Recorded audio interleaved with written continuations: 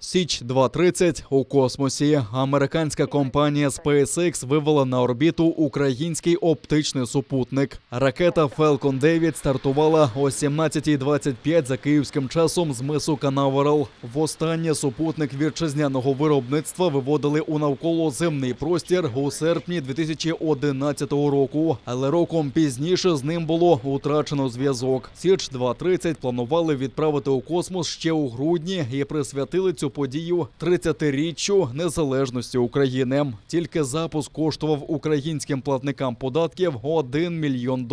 Спочатку SpaceX у 8 дорожче оцінювали вартість своїх послуг, але зрештою домовилися. Незважаючи на багатомільйонні витрати, Січ дозволить економити чималі кошти, оскільки зараз Україна змушена купувати багато даних із космосу, які потрібні як цивільним відомствам, так і українським військовим.